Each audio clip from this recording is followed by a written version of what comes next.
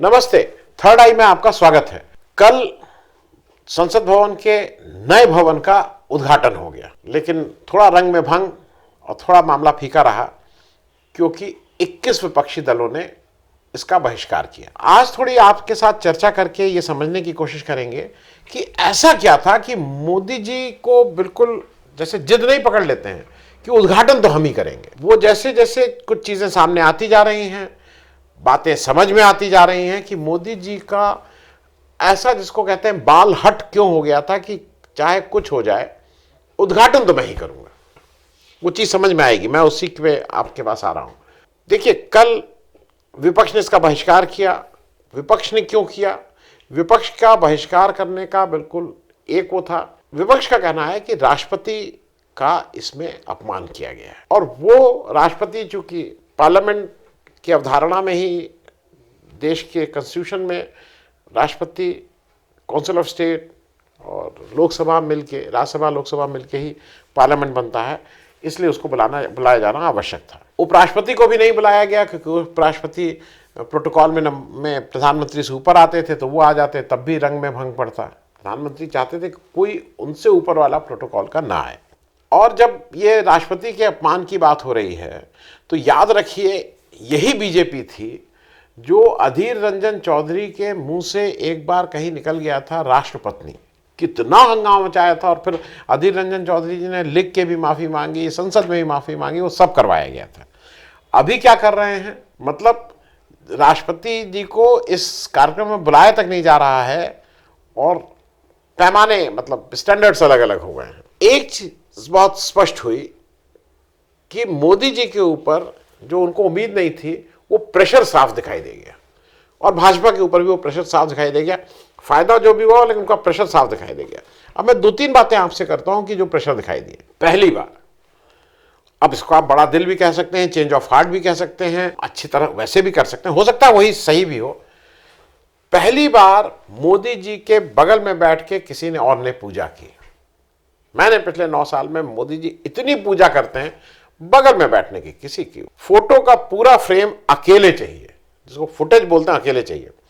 लेकिन यहां ओम बिरला जी को बगल में बिठाना शायद मजबूरी हो गया था उस पब्लिक ओपिनियन को थोड़ा डाइल्यूट करने के लिए, जहां पे बार बार कहा जा रहा था कि राष्ट्रपति और उपराष्ट्रपति को इसलिए नहीं बुलाया क्योंकि फोटो में वो भी उस फोटो को शेयर करते हैं। तो एक तो ओम बिरला जी का फायदा हुआ कि बगल में बैठे।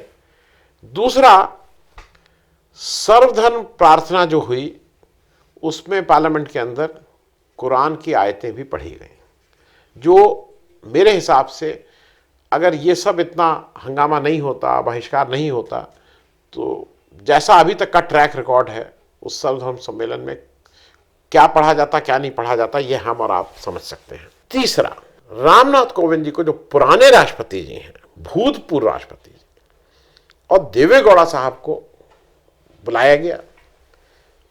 और इसको कहते हैं कि इनको बुला के इनको भी बिठाने का मुख्य कारण यह था कि भाई कहीं तो लेजिटिमेसी हो कि चलो राष्ट्रपति नहीं, भूतपूर्व राष्ट्रपति, क्योंकि प्रोटोकॉल में भूतपूर्व का वो स्टेटस नहीं रह जाती है। एक और चीज कहूंगा, राष्ट्रपति जी का भी संदेश पढ़ा गया, उपराष्ट्रपति जी का भी संदेश पढ़ा गया। नहीं तो ये सब होता है, अरे प्रधानमंत्री जी बैठे हैं तो किसी और के संदेश की क्या जरूरत है। और राष्ट्रपति जी से यह कहलवाया गया कि चूंकि प्रधानमंत्री चुने हुए प्रतिनिधि हैं, इसलिए वही इसका उद्घाटन करने के लिए बेहतर आदमी है।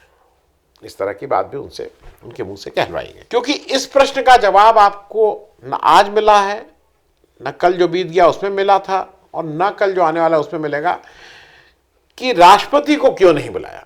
लेकिन जो मैं समझता हूं, मैं अब आपके साथ शेयर कर रहा हूं कि राष्ट्रपति को क्यों नहीं बुलाया, ये आपकी समझ है। क्योंकि इसकी तैयारी 1 साल से ज्यादा से मोदी जी कर रहे थे इस उद्घाटन की, और वो मैं आपको सिलसिलेवार अभी बताता हूं। आपको याद है कितना उत्साह था, वो चले जाते थे, विदेश से कहीं आते थे, बजाय घर जाने के सीधे पहुंच जाते थे कि कितना बना, कैसे बना, बीच बीच में भी वहां, क्योंकि उत्साह था, कैसे मैं करूंगा, ऐसे आऊंगा। कोई मैं भी कार्यक्रम करता हूं यहाँ पे, अभी नेशनल सेमिनार किया सोशल मीडिया का, तो रात में एंग्जाइटी होती है। एंग्जाइटी यहाँ पे पराकाष्ठा पे थी, क्योंकि ये क्लियर हो गया था राष्ट्रपति नहीं आएंगे, मैं ही करूंगा। अब इसके पीछे 1 साल पहले से योजना बन रही थी कि इसको इवेंट को इतना बड़ा बना दिया जाए कि पूरे हिंदू धर्म का ठेका, जिसको कहते हैं ना प्रोप्राइटरशिप में, पूरा एक मुश्त पूरे देश का ठेका, जो अभी साउथ के हिंदुओं का ठेका बीजेपी नहीं ले पा रही है, उस ठेके के भी अकेले और अकेले दावेदारी बीजेपी की हो जाए कि हिंदुओं के ऊपर पूरी तरह से।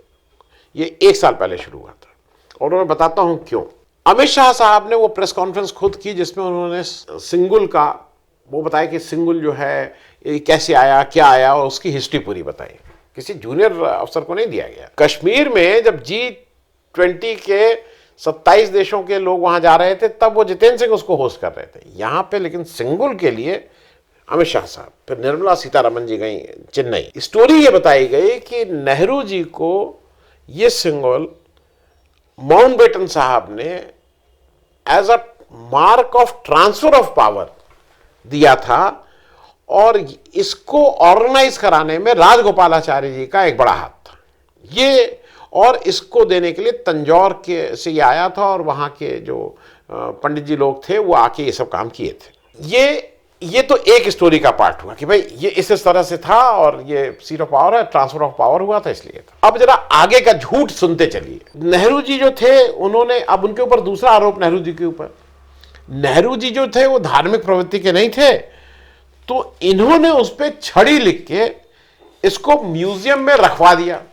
इन्होंने इस हिंदू धर्म का जो बिल्कुल सिंबल था और जिसपे सत्ता हस्तांतरण हुआ था वो इन्होंने म्यूजियम में रखवा दिया और उसको छड़ी कह दिया। आज मीनू जैन जी की एक स्टोरी छपी है वायर में, आप भी उसको देख सकते हैं, गूगल कर लीजिए, आप भी पढ़ लीजिएगा, वायर की स्टोरी है। उसमें इसका कच्चा चिट्ठा ठीक से खुला गया है। अब जरा सुन लीजिए क्या क्या हुआ। इलाहाबाद म्यूजियम के उस समय के क्यूरेटर, अभी के क्यूरेटर जो अभी रिटायर हो गए, उस समय के तो शायद उनकी मृत्यु हो गई है, उन्होंने उनका हवाला दिया है। अभी के जो क्यूरेटर जो रिटायर हो गए वानखेड़े साहब हैं, उनके द्वारा उन्होंने बताया कि बीजेपी ये प्रचारित कर रही थी कि ये नेहरू की वॉकिंग स्टिक थी, और इस बात को मीडिया के अलावा मोदी जी ने भी कहा। मैं आगे वो आपको लगा के सुनाऊंगा कि जहां मोदी जी ने इस बात को भी कहा है कि ये वॉकिंग स्टिक थी, कैसे था, क्या था। वानखेड़े जी ने बताया कि ये इलाहाबाद म्यूजियम में रखा हुआ था और वहां पे लिखा था golden stick gifted to Pandit Jawaharlal Nehru. वहां पे कहीं पे भी वॉकिंग स्टिक का कोई मेंशन नहीं है, जैसा कि बीजेपी और मोदी जी क्लेम कर रहे हैं। मैं अब आपको वो एक थोड़ी सी एक क्लिप सुना दे रहा हूं जहां पे मोदी जी बार बार जोरदार ढंग से इस बात को अनाउंस कर रहे हैं कि ये नेहरू की वॉकिंग स्टिक थी और नेहरू जी ने कैसे उसको म्यूजियम में रख दिया, कैसे आनंद भवन में रख दिया था। ये भी ध्यान रखिएगा, नेहरू जी इसको वॉकिंग स्टिक बोलते थे और इसको आनंद भवन में रख दिए थे। पवित्र सेंगोल का महत्व सिर्फ इतना ही नहीं है कि ये 1947 में हस्तांतरण का प्रतीक बना था। इस सेंगोल का महत्व इसलिए भी है क्योंकि इसने गुलामी के पहले वाले गौरवशाली भारत से, उसकी परंपराओं से स्वतंत्र भारत के भविष्य को कनेक्ट कर दिया था। अच्छा होता कि आजादी के बाद इस पूज्य सेंगोल को पर्याप्त मान सम्मान दिया जाता, इसे गौरवमय स्थान दिया जाता, लेकिन ये सेंगोल प्रयागराज में आनंद भवन में वॉकिंग स्टिक यानी पैदल चलने पर सहारा देने वाली छड़ी कहकर प्रदर्शनी के लिए रख दिया गया था। आपका ये सेवक और हमारी सरकार अब उस सेंगोल को आनंद भवन से निकाल कर लाई है। वानखेड़े जी जो क्यूरेटर थे इलाहाबाद म्यूजियम के, उनका कहना यह है कि किसी भी क्यूरेटर का जो म्यूजियम की देखभाल करता है उसका काम इतिहास बताना नहीं होता है। जो सामान आ जाता है उसके डिस्क्रिप्शन के हिसाब से उसको वहां पे डिस्प्ले कर देना होता है। इतिहास बताना इतिहासकारों का काम है और दूसरे लोगों का काम है, इनका काम नहीं है। दूसरा झूठ, ये बार बार बीजेपी प्रसारित कर रही है कि इसको आनंद भवन में रखा गया था। तो दूसरा झूठ ये है कि इसको आनंद भवन में नहीं रखा गया था, इसको इलाहाबाद म्यूजियम में रखा गया था। इलाहाबाद म्यूजियम चंद्रशेखर आज़ाद, जिसको पहले एल्फ्रेड पार्क बोलते थे, चंद्रशेखर आज़ाद ने जहां अपनी शहादत पाई थी वहां पे इलाहाबाद म्यूजियम है, ये वहां रखा गया था। इसका आनंद भवन से कोई लेना देना नहीं है। और इस इलाहाबाद म्यूजियम के ex officio chairperson Uttar Pradesh के राज्यपाल होते हैं, जो इस समय आनंदीबेन पटेल जी हैं। आनंदीबेन पटेल के अप्रूवल से एक एमओयू इलाहाबाद म्यूजियम और नेशनल म्यूजियम दिल्ली के बीच में साइन हुआ, और जिसके तहत 4 नवंबर 2022 को ये जो सिंबल था ये ट्रांसफर हो गया from Allahabad museum to national museum. Anand Bhawan कहीं नहीं है। अब 27 मई को जो अधिनम्स आए थे, जो पंडित जी लोग आए हैं, अधिनम लोग, ये एक बड़ी टीम पहुंची। मोदी जी को पूरा वही एक्ट, मोदी जी को बताना था कि ऐसे ही नेहरू जी के समय भी आए थे। और उनको शाम को बात करते हुए मोदी जी ने कहा, ये फिर उसी को आप देख लीजिएगा, फिर से देख लीजिए, जहां पे उन्होंने साफ साफ कहा कि सिनगुल आनंद भवन में एज वॉकिंग स्टिक रखा गया था और वहां से सरकार इसको निकाल कर लाई है। ये फिर से समझ लीजिए, ये आनंद भवन में नहीं रखा गया था जो मोदी जी बार बार कह रहे हैं, ये वॉकिंग स्टिक की तरह से नहीं लिखा गया था, ये भी मोदी जी। अब क्या बोले, आप देश के प्रधानमंत्री को वो झूठ बोलना, ये कहना ठीक लगता है, लेकिन आदत है, मतलब बिना कोई लिहाज किए ये सब करते हैं। और ये म्यूजियम इस समय, ये सिंबल इस समय नेशनल म्यूजियम से पार्लियामेंट लाया गया है। अब एक चीज और जरा समझ लीजिए, नवंबर 2022 में ये शिफ्ट हुआ था नेशनल म्यूजियम, और अभी मई 2023 के बीच में एक वीडियो बनाया गया, और वो वीडियो बनाने के लिए स्टोरी ऑफ सेनेगल करके उसको एक प्रोपेगेंडा फिल्म बनाई गई, जिसके लिए इसको वहां से निकाल के बेंगलोर ले जाया गया। ये जो फिल्म है, इसको हिंदुस्तान में Indira Gandhi national centre for art जो है, IGNCA, जिसके चेयरपर्सन हमारे राम बहादुर राय साहब हैं। अब राम बहादुर राय साहब की बहुत गुडविल है, समाजवादियों में भी उनका बहुत स्थान है, भाई बड़े विज्ञान माने जाते हैं। उनको भी इसमें लपेटा गया है कि भाई चेयरपर्सन है, IGNCA कर दो, तो सब लोगों को लगेगा कि नहीं नहीं ये यही असली स्टोरी है। एक पिक्चर बनाई गई बेंगलोर में, और जब वो पिक्चर बनी तो उस फिल्म में ये डिस्क्लेमर है कि ये जो फिल्म है वो हिस्टोरिकल फैक्ट्स पर आधारित नहीं है। ये फिल्म के में शुरू में ही डिस्क्लेमर दे दिया गया है। और यही वीडियो जो बेंगलोर में नवंबर 2022 और मई 2023 के बीच में बना है, सरकार की तरफ से एज प्रोपेगेंडा वीडियो हर जगह दिखाया जा रहा है, जिसको निर्मला सीतारमण जी भी दिखा रही हैं, ये कहते हुए कि ये पुराना है, देखिए पुराना वीडियो मिला। ये पुराना वीडियो नहीं है, ये 4 महीने पहले IGNCA के ओवरऑल सुपरविजन में इसको प्रोड्यूस किया गया है। सिर्फ यही नहीं किया गया, एक वेबसाइट भी बनाई गई, सेनेगल 1947 IGNCA.com.in,